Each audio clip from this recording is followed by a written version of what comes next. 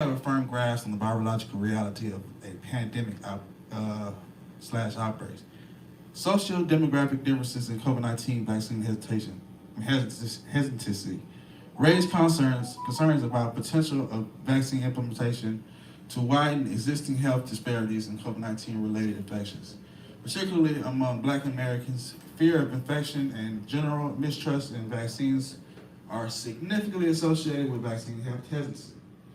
Greater frequency of flu vaccine uptakes was associated with better self-reported vaccine knowledge, more positive vaccine attitudes, more trust in flu vaccine and the vaccine process, higher perceived disease risk, lower perceived risk of vaccine side effects, stronger subjective and moral norms, lower general vaccine hesitancy, higher confidence in flu vaccine, and lower perceived barriers. Who statistically stands out in the Black community in terms of vaccine hesitancy? Nearly 48% of unvaccinated Black reported being vaccine hesitant. The vaccine hesitant group was relatively younger, were Republicans, lived in the Northeast region, and had a religious affiliation other than Christianity. African Americans under the age of 30 and those experiencing housing insecurity because of COVID-19 pandemics were more likely to be resistant to receiving a free COVID-19 vaccination. Let's go to the next one.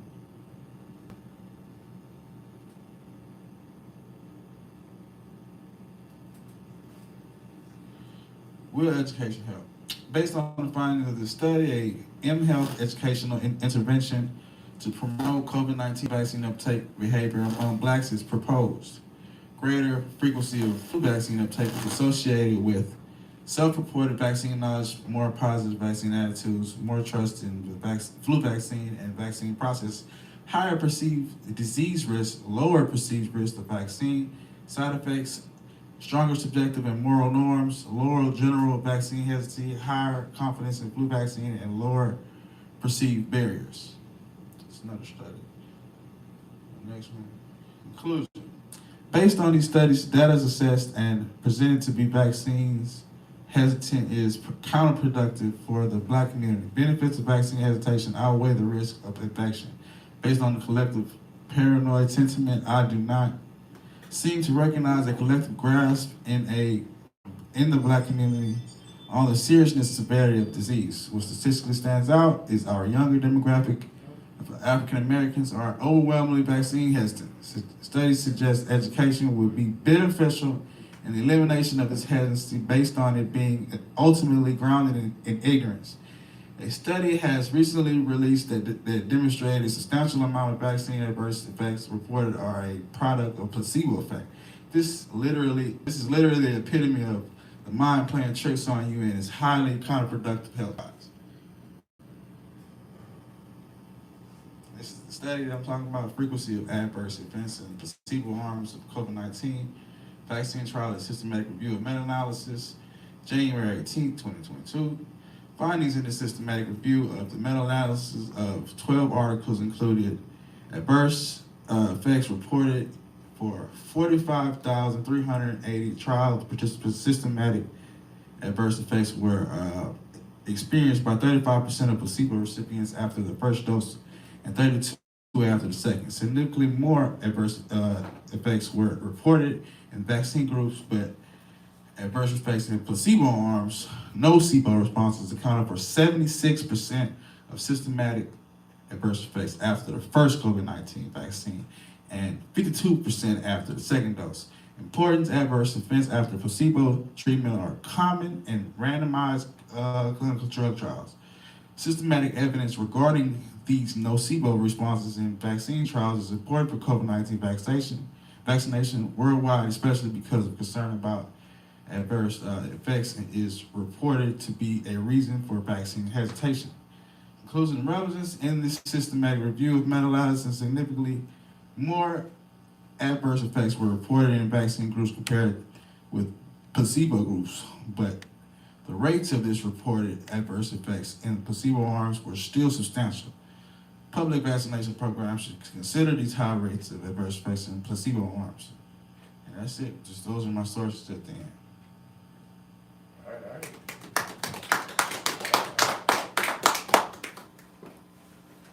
Who next?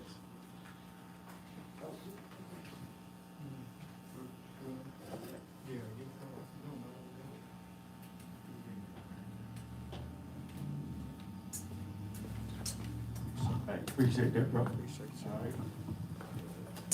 All right. Doing these presentations, man, so they can go down for the record, right? So we can look back in time and say, man, those guys, they was ready. They had us well educated. Next up is Kofi. He's an author. He also has his own printing company. So if you're trying to get a book produced, right, they're doing that. The whole Kofi Paisai research team is dedicated to make sure we get right information, and so that people like you can actually, just got something on your mind and you got your thing together, man, put it in print, man. All right, books, when you put it in the book, it's there forever.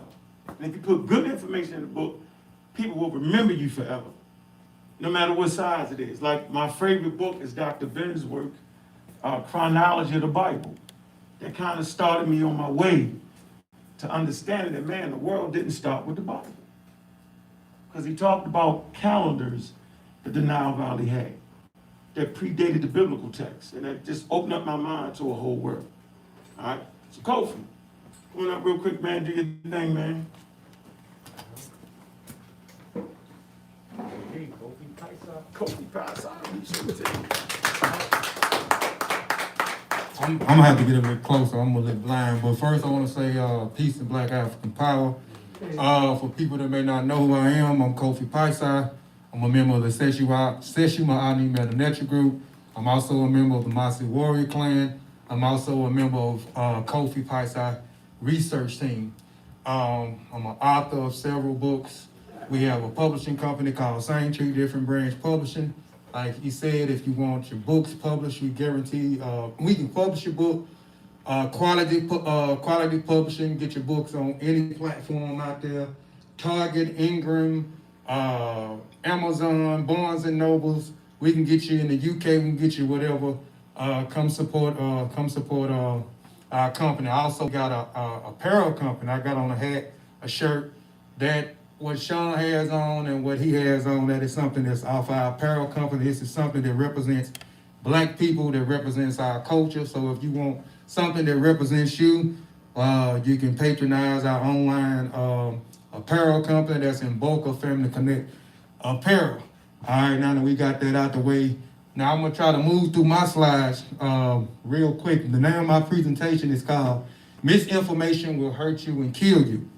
And this is I say this is a powerful statement because during the pandemic, we might have made these comments that about misinformation is dangerous, but definitely during the pandemic, we have experienced that misinformation will definitely hurt you, and misinformation will definitely kill you dealing with this pandemic that we in, dealing with this virus, right? So this thing here, I got a lot of images, and I put this together because this kind of, the conversations that we have, but not only the conversation that we have and the information that has been on TikTok, Facebook, Instagram, has been a lot of misinformation, dangerous information, which has sprung over into my household and affected my household. So I'm with this presentation, I'm gonna share some of those guys and gals on these social medias who information has been shared millions of times, and just because they videos and their posters has been shared millions of times, it has been deemed that their information is valid. So it spilled off into my household, and that misinformation that they got, I believe that my wife wouldn't have been here if she wouldn't have been listening to brothers that has been surrounding me. Because most of the time, the woman ain't gonna listen too much to the man. It had to be somebody outside, even when you saying the same thing. So I'm grateful for